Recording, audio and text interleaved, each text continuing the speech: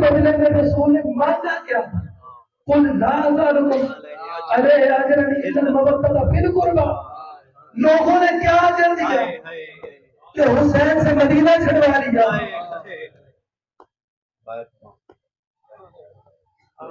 رسول نے مانگا کیا کہ میری اہل بیت سے مودت کرنا. رسول کو گئے ہوئے دنیا سے 50 سال ہی ہوئے.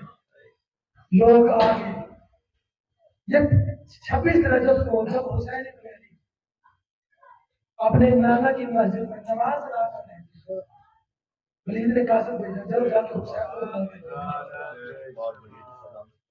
اس نے آگے حسین ابن علی سے کہا کہ مولا آپ کو ولید دربار میں بلا رہا ہے.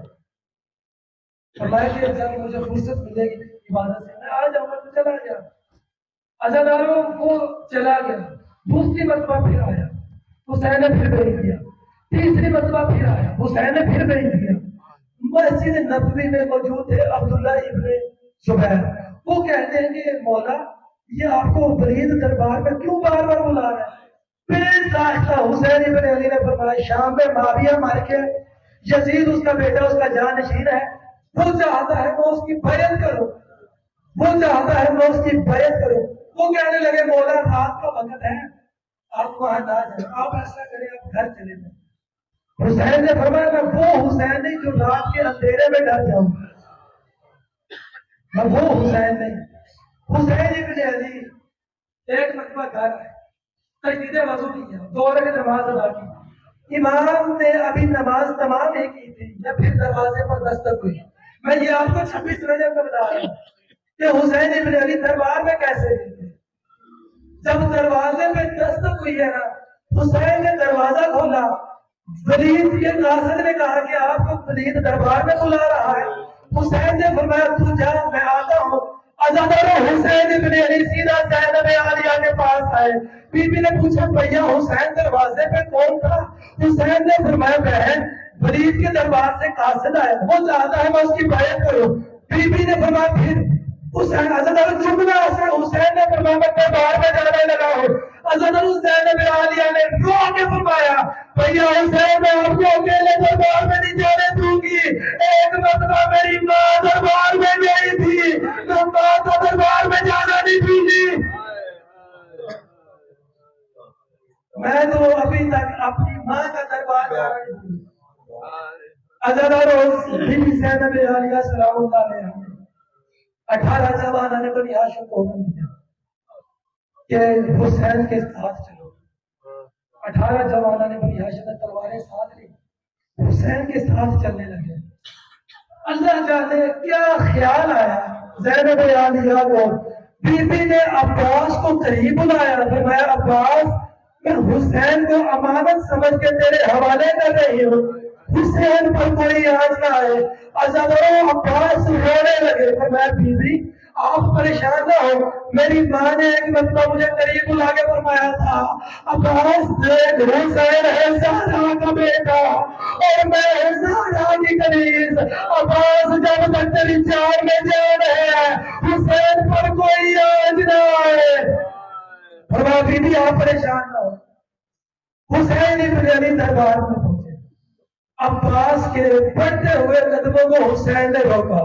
فرمایا عباس نہیں، عباس یہ میرے نانا کا شہر ہے. عباس تو جانتا ہے نا یہ میری مقتل گاہ نہیں ہے. عباس یہ میری مقتل گاہ نہیں. عباس رک جا. عزاداروں حضرت عباس نے فرمایا آقا میں بی بی سے وعدہ کر کے آیا تھا میں آپ پہ کوئی آواز نہیں آنے دوں گا. فرمایا اچھا عباس اگر اندر سے نعرہ تکبیر کی آواز کو بلند کروں نا عباس بے شک آ جانا. عزاداروں عباس باہر رک گئے، حسین ابن علی اندر گئے. ولید کہنے لگا حسین سے حسین آپ کو یزید کی بیعت کرنا ہوگی. بے ساختہ حسین نے فرمایا جب میرے باپ نے اس کے باپ کی بیعت نہیں کی تو میں اس جیسے کی کیسے کر سکتا ہوں؟ جو مجھ جیسا ہوگا وہ اس کی بیعت نہیں کرے گا. یہ مروان کہنے لگا ولید سے کہ حسین اکیلے ہے ادھر ہی گردن اٹھا دو، پھر حسین ہاتھ نہیں آئیں گے. ایک مرتبہ حسین کو چلا لایا. حسین نے فرمایا اللہ اکبر. مقتل کہتی ہے جو سب سے پہلے حسین کے پاس آئے وہ عباس تھا. عباس نے تلوار کو میرے سے نکالا. فرمایا آقا اس آپ کی گردن کا نام لیا ہے. حسین نے عباس کے جلال کو دیکھا, فرمایا عباس نہیں, عباس اپنی تلوار کو نیام میں رکھ لو, عباس نے یہ میرے نانا کا شہر ہے, عباس میں نہیں چاہتا یہاں پہ خون بہے, عباس یہ مدینہ ہے. جب حسین نے دیکھا نا کہ عباس کا جلال تھم نہیں رہا, ایک مرتبہ اکبر کو قریب بلایا, فرمایا اکبر جاؤ گھر جا کے سکینہ کو بلا کے لاؤ اور کہنا میرا چاچا بلا نہیں رکھ رہا. حضرت علی اکبر نے اپنے گردن کو نیچے جھکا کے یا گھر کی طرف جانے کا ارادہ کیا. حضرت عباس قریب ہے, فرمایا اکبر دیکھ تو شاگرد میرا ہے, بیٹا حسین کا ہے, میں شاگرد ہے نا تو میرا, میں اس لیے تجھ سے سوال کرنے لگا ہوں. اکبر مجھے بتا تیرے بابا نے تیرے کان میں کیا بات کہی ہے؟ علی اکبر نے رو کے کہا ہے, بابا نے کہا جاؤ گھر سے سکینہ کو بلا کے لاؤ. جب سکینہ کا نام آیا حضرت عباس سے تلوار چھوٹی, زمین پہ بیٹھے حسین کی طرف دیکھتے کہتے ہیں اور کہا یہ نجس دربار, اور کہا میری آقا زادی, آقا کہا یہ نجس دربار, اور کہا آقا زادی. میں کہتا ہوں عباس, آقا عباس ابھی آپ بھی زندہ ہے, ابھی اکبر بھی زندہ ہے, ابھی عمر محمد بھی زندہ ہے. آپ سب کی موجودگی میں اس دربار میں بی بی کا نام سننے کرانا نہیں. ایک مرتبہ سکینہ کیا وہ محرم الحرام کو ہر کسی سے کہہ رہی تھی, اور کسی نے میرے چچا کو دیکھا ہے, عباس چچا, اور شمر مجھے تازیانے مار رہا ہے. ایک جملہ آخری سنے, عباس کی پناہ میں حسین گھر واپس آئے. عزادارہ جب حسین ابن علی دربار سے واپس آئے, بی بی دروازے پہ کھڑی حسین کا انتظار کر رہی تھی.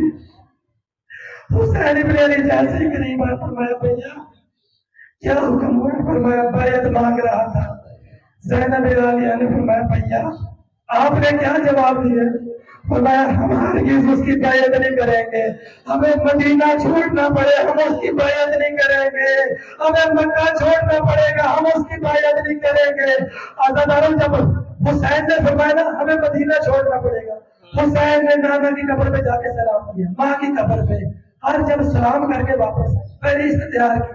عزاداروں جب فہرست تیار ہو گئی ہے نا, میں آپ کو یہ قافلہ جب چلا ہے اس کا ایک جملہ بتانا چاہتا ہوں کہ قافلہ کس شان سے چلا تھا. عزاداروں جب یہ قافلہ تیار ہونے لگا نا, جب قافلہ تیار ہونے لگا, راوی ہے عبداللہ بن سنان, وہ کہتا ہے جب قافلہ تیار ہونے لگا نا کچھ کجاوے لائے گئے, ان پہ سامان رکھا گیا, میں دیکھتا رہا سامان رکھا گیا. عزاداروں کہتا ہے پھر کچھ مستورات آئی, ایک مستور آئی, ایک اونٹ آیا. جملہ ایک ہے, میں ادھر ہی چھوڑ دیتا ہوں. جملہ ایک ہے. عزاداروں جب حسین ابن علی نے زینب عالیہ کو تیار کیا تو منظر کیا تھا؟ عزاداروں جب زینب عالیہ تیار ہونے لگی ہے نا, جب ایک کجاوا آیا, بی بی کا پہلا قدم جب باہر آیا, پھر حسین ابن علی نے فرمایا کہ اکبر جاؤ پھوپھی کو تیار کرو, قاسم جاؤ پھوپھی کو تیار کرو. عزاداروں ایک مرتبہ علی اکبر دوڑے, ایک مرتبہ جناب قاسم دوڑے, راوی کہتا ہے تیسری طرف سے خود حسین دوڑے. علی اکبر نے آ کے زینب عالیہ کی نعلین کے نیچے ہاتھ رکھا. عزاداروں قاسم نے خیمے کا گجاوا اٹھا. عزاداروں حسین ابن علی نے جب زینب عالیہ کے شانوں پہ پکڑ کر زینب عالیہ کو سوار کیا. عزاداروں یہ شان تھی 28 رجب کی, وہ شان تھی 11 محرم الحرام کی, جب کچھ رسیوں کو لا کے بیبیوں کے ہاتھ پشے پوست بنانے لگے. اللہ لعنت اللہ علی الظالمین.